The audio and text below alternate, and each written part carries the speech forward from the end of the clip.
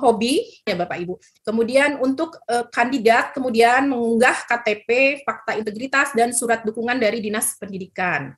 Untuk template-nya tersedia di laman pendaftaran. Jadi nanti Bapak Ibu mengunduh dulu template untuk fakta integritas dan surat dukungan dinas, kemudian diisi dan nanti akan diunggah ulang kembali pada saat proses pendaftaran ini.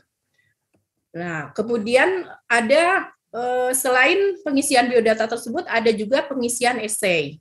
Ada 8 kelompok pertanyaan yang terdiri dari 3 sampai 4 sub pertanyaan. Nah, kenapa ada pengisian esai? Ini bertujuan untuk menggali pengalaman-pengalaman yang Bapak Ibu pernah alami. Jadi pengalaman-pengalaman ini silahkan ditulis di dalam esai tersebut. Jadi bagaimana Bapak Ibu selama menjadi kepala sekolah, pengalaman apa yang pernah dilalui, tindakan yang pernah diambil, kemudian situasi seperti apa yang pernah dialami. Usahakan menjawab dengan pengalaman terkini yang pernah Bapak Ibu alami. Jadi misalnya ada Bapak Ibu punya banyak sekali pengalaman, silahkan Bapak Ibu dalam mengisi esai ini menyampaikan mungkin pengalaman terakhir yang bisa Bapak Ibu tuliskan. Nah, setelah Bapak Ibu melewati seleksi tahap pertama tadi, apabila dinyatakan lolos seleksi di tahap pertama, akan dilanjutkan ke seleksi tahap kedua. Nah, sebelum masuk ke seleksi tahap kedua ini akan dilakukan coaching klinik. Jadi Bapak Ibu nanti yang lolos seleksi akan diundang untuk mengikuti coaching klinik. Nah, di tahap kedua ini seperti apa proses seleksinya? Yang pertama, Bapak Ibu melaksanakan simulasi mengajar. Simulasi dilakukan secara daring menggunakan portal seleksi, kemudian Bapak Ibu mengunggah RPP di SIM PKB. RPP yang dimaksud adalah RPP yang akan Bapak Ibu gunakan untuk simulasi mengajar. Kemudian bagaimana prosedurnya? Nah, Bapak Ibu melaksanakan simulasi mengajar selama 10 menit tanpa ada murid ya Bapak Ibu. Jadi nanti Bapak Ibu berbicara di depan 2 asesor yang akan memberikan nilai. Untuk jadwal seleksi dan lain sebagainya akan diinformasikan melalui email, akun SIM PKB dan WhatsApp. Nah, selanjutnya ada proses wawancara yang juga akan dilakukan secara daring menggunakan portal seleksi dan menggunakan Google Meet. Bapak Ibu nanti akan diwawancara oleh 2 asesor selama 1 jam.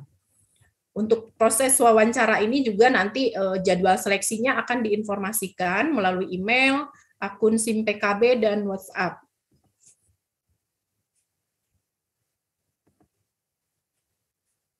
Nah, untuk mekanisme seleksi tadi ya sudah disampaikan bahwa ada 2 tahap. Nah, selanjutnya ini sebagai informasi apa sih sebenarnya yang akan dilakukan Bapak Ibu kepala sekolah apabila menjadi peserta program sekolah penggerak ini.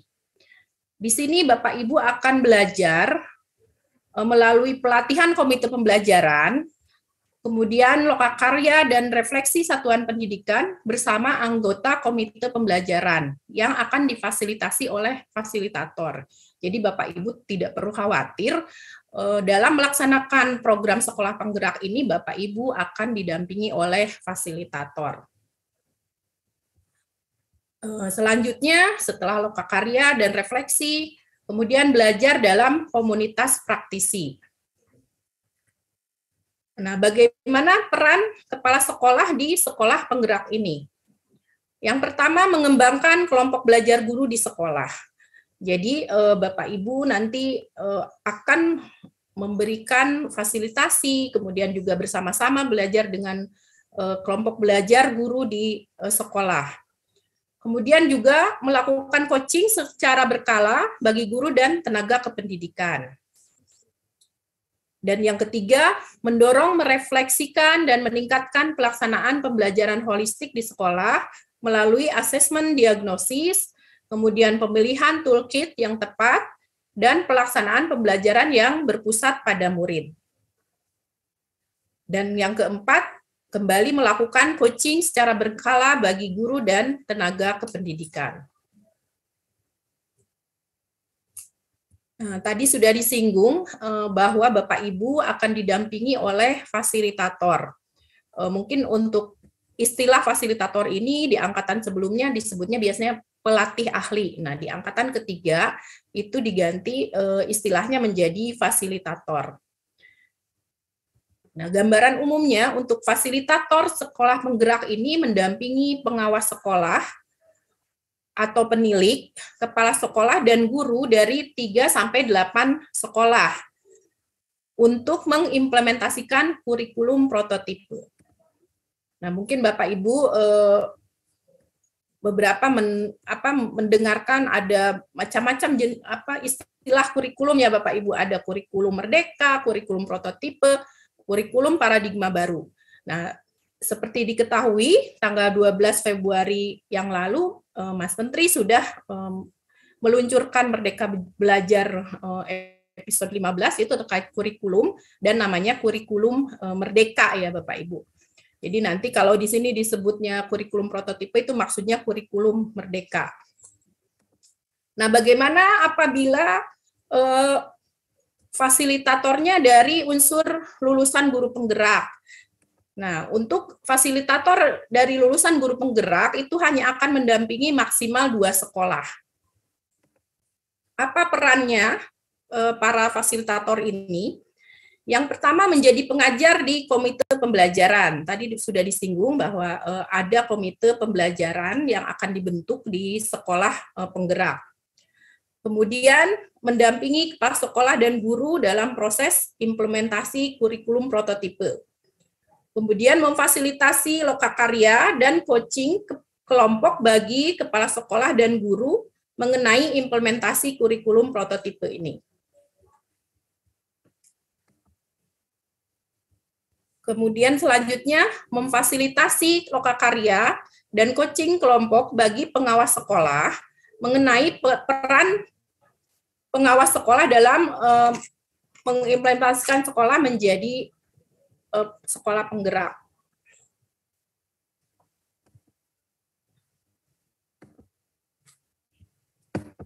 Kemudian peran selanjutnya dari fasilitator adalah menjadi pengajar di komite pembelajaran. Nah, ini berarti Bapak Ibu kepala sekolah tidak akan belajar sendiri, bekerja sendiri, tetap akan ada pendampingan dari fasilitator.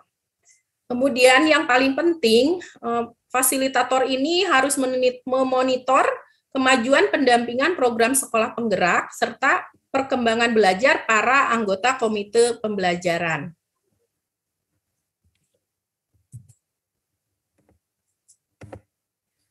Nah, bagaimana pengembangan kompetensi guru berdasarkan kebutuhan belajar murid? Jadi di program sekolah penggerak ini bukan hanya kepala sekolahnya yang bergerak sendiri. Jadi di guru-guru di sekolah penggerak ini juga akan dikembangkan kompetensinya dengan mengacu pada kebutuhan belajar murid. Yang pertama melalui pelatihan komite pembelajaran. Nah, siapa saja yang ada di dalam komite pembelajaran ini? Yang pertama, fasilitator, kemudian ada pengawas sekolah atau penilik, kepala sekolah, dan guru. Selanjutnya, fasilitator sekolah mendampingi komite pembelajaran dalam mempersiapkan implementasi kurikulum prototipe. Dan yang ketiga, fasilitator memfasilitasi pengembangan kompetensi guru melalui komunitas praktisi dan penguatan komite pembelajaran. Setelah itu, kemudian dilakukan pembelajaran dengan kurikulum prototipe di sekolah. Jadi guru-guru setelah mendapatkan pelatihan di komite pembelajaran, selanjutnya melaksanakannya di kelasnya masing-masing dengan menggunakan kurikulum prototipe ini. Kemudian komite pembelajaran akan mengembangkan topik belajar di komunitas praktisi berdasarkan kebutuhan belajar murid. Nah, ini akan ada timbal balik ya. Jadi setelah mengembangkan topik belajar akan diaplikasikan di kelas masing-masing guru, kemudian dilakukan lagi pengembangan topik belajar. Nah, di dalam pengembangan topik belajar ini, guru belajar dengan platform Merdeka Mengajar dan juga belajar di komunitas praktisi. Nah, ini sebagai informasi tambahan bahwa dalam pelatihan program sekolah penggerak ini ada prinsip-prinsip yang dilaksanakan. Yang pertama, reflektif dan mandiri. Untuk pelatihan program sekolah penggerak ini pasti akan selalu dilakukan refleksi. Setiap kali selesai Bapak Ibu mengaplikasikan suatu program, itu akan dilakukan refleksi. Kemudian juga dilakukan secara mandiri oleh Bapak Ibu guru. Nah, prinsip yang berikutnya adalah kolaboratif. Bapak Ibu harus berkolaborasi dengan pihak-pihak lain. Dan prinsip yang ketiga, pemanfaatan microlearning. Nah, ini yang harus dilakukan dalam pelatihan program sekolah penggerak. Di dalam pelatihan ini Bapak Ibu melaksanakan workshop bersama pelatih ahli ya, tadi istilahnya fasilitator. Di sini Bapak Ibu mendapatkan materi kunci dan feedback dari fasilitator, kemudian diterapkan ke sekolahnya masing-masing. Nah, setelah diterapkan tadi kembali ke reflektif dan mandiri tadi. Belajar mandirinya dilakukan menggunakan microlearning arts, dengan menonton video, menjawab pertanyaan kunci, kemudian mendapatkan feedback dari rekan sejawat.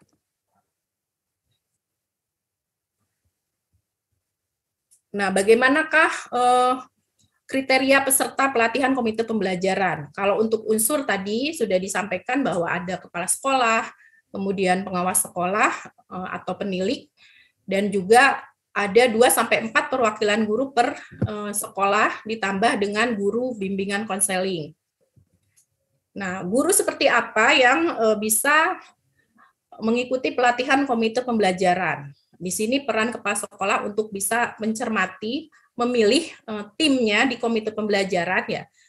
Yang pertama, guru yang memiliki semangat untuk belajar sepanjang hayat.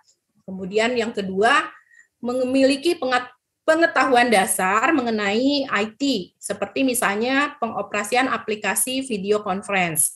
Karena bisa jadi ya proses pelaksanaan pelatihan komite pembelajaran ini dilakukan mungkin secara daring gitu ya, tidak dengan kondisi saat ini pandemi belum tentu bisa dilakukan secara luring, sehingga pengoperasian aplikasi video conference ini merupakan hal yang mutlak. Dan yang ketiga, guru yang bersedia mengikuti pelatihan dengan metode sinkronus dan asinkronus. Berarti di sini Bapak Ibu kepala sekolah harus memastikan bahwa Bapak Ibu guru yang akan dilibatkan dalam komite pembelajaran ini yang mau bekerja melaksanakan tugas di luar jam sekolah ya, karena kan kalau metode asinkronus itu dilakukan tidak bersama-sama, tidak bersamaan dengan pelatih gitu. Selanjutnya, alur pelaksanaan program sekolah penggerak. Yang pertama, kepala sekolah, guru, dan pengawas sekolah mengikuti pelatihan implementasi pembelajaran dengan paradigma baru atau tadi pelatihan tentang kurikulum prototipe tadi. Kemudian yang berikutnya, memimpin proses persiapan implementasi kurikulum prototipe di satuan pendidikan masing-masing. Nah, dalam proses mempersiapkan implementasi pembelajaran ini dengan kurikulum prototipe atau kurikulum merdeka, fasilitator mendampingi sekolah. Dan selanjutnya fasilitator sekolah penggerak mendampingi implementasi kurikulum prototipe di sekolah. Nah, ini rangkuman aktivitas selama Bapak Ibu mengikuti program sekolah penggerak. yang tadi sudah disampaikan ya alurnya. Yang pertama mengikuti pelatihan komite pembelajaran di tingkat nasional. Nah, alokasi waktu ini to be confirmed ya. Jadi Bapak Ibu akan dikonfirmasi lagi nanti pelaksanaannya di tingkat nasional. Ini dilakukan secara daring. Kemudian yang kedua mengikuti lokakarya pengembangan kurikulum di satuan pendidikan. Jumlah alokasi waktunya 8 JP, 3 kali setahun. Yang ketiga mengikuti refleksi satuan pendidikan dan refleksi akhir tahun ajaran. 3 JP, 4 kali setahun. Jadi setelah melaksanakan di masing-masing sekolah, Bapak Ibu guru melaksanakan di kelasnya masing-masing, itu akan ada refleksi selama 3 kali dalam setahun, ditambah refleksi di akhir tahun ajaran. Kemudian yang keempat, mengikuti lokakarya kepemimpinan kepala sekolah. Jadi Bapak Ibu kepala sekolah itu akan ditingkatkan terus kompetensinya ya melalui lokakarya kepemimpinan kepala sekolah. Alokasi waktunya 8 jam dan 1 kali dalam setahun. Yang kelima, mengikuti forum Pokja Manajemen Operasional di level sekolah. Ini dilakukan setiap bulan, Bapak Ibu. Di dalam Pokja Manajemen Operasional ini, Bapak Ibu bisa menyampaikan kendala-kendala dan permasalahan yang dihadapi pada saat melaksanakan program sekolah penggerak ini. Karena di dalam forum Pokja Manajemen Operasional ini juga akan tergabung dari Dinas Pendidikan. Nah, tadi disampaikan juga di dalam komite pembelajaran ada dari unsur pengawas sekolah atau penilik. Nah, di sini bagaimana pengawas sekolah ini terlibat di sekolah penggerak? Itu yang pertama, mengikuti pelatihan komite pembelajaran di tingkat nasional dengan materi kurikulum. Alokasi waktunya juga nanti akan dikonfirmasi kemudian ya. Dan prosesnya adalah secara daring. Nah, selanjutnya pengawas sekolah juga akan mengikuti pelatihan penguatan kompetensi di tingkat nasional. Jadi bukan hanya kepala sekolahnya, gurunya gitu, pengawas sekolahnya juga ditingkatkan terus, dikuatkan terus kompetensinya. Pengawas sekolah yang dimaksud di sini adalah pengawas sekolah yang ditunjuk dan ditugaskan oleh Dinas Pendidikan untuk tergabung di program sekolah penggerak. Selanjutnya, pengawas sekolah juga mengikuti lokakarya dengan jumlah jamnya 8 JP, itu bisa dilakukan daring atau luring, tergantung situasi dan kondisi yang ada di daerahnya masing-masing. Dilakukan selama 3 kali dalam setahun. Nah, yang keempat, melakukan coaching kepada kepala sekolah program sekolah penggerak. Nah, yang sudah di angkatan sebelumnya, coaching ini dilakukan oleh pelatih ahli atau dalam hal ini fasilitator ya Bapak Ibu. Nah, untuk di mulai angkatan ketiga ini, coaching dilakukan oleh pengawas sekolah. Jadi sudah dialihkan untuk coaching ini kepada pengawas sekolah. Ini dilakukan setidaknya 1 kali dalam waktu 2 bulan.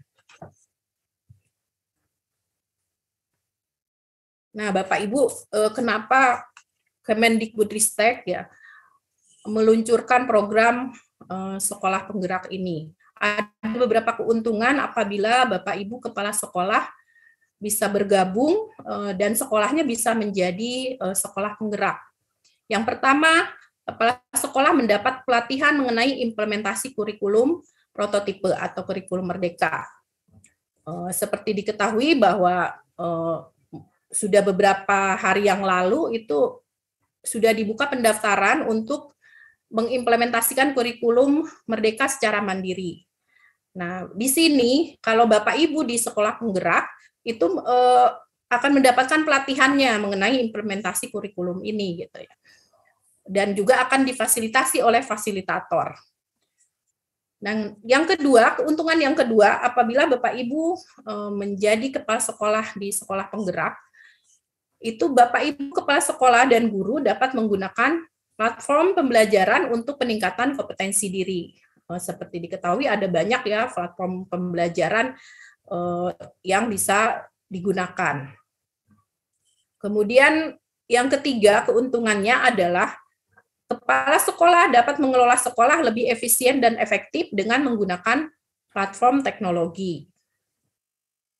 Dan yang terakhir, keuntungannya adalah kepala sekolah memperoleh peluang melanjutkan periode berikutnya tanpa adanya uji kompetensi.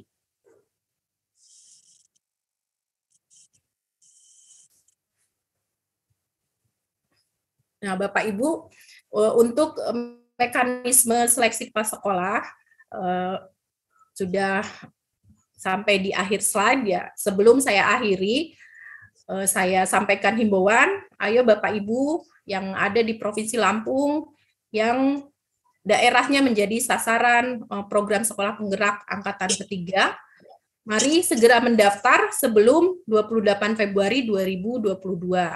Untuk pendaftaran bisa mengunjungi laman sekolahpenggerak.kemdikbud.go.id sekolah penggerak.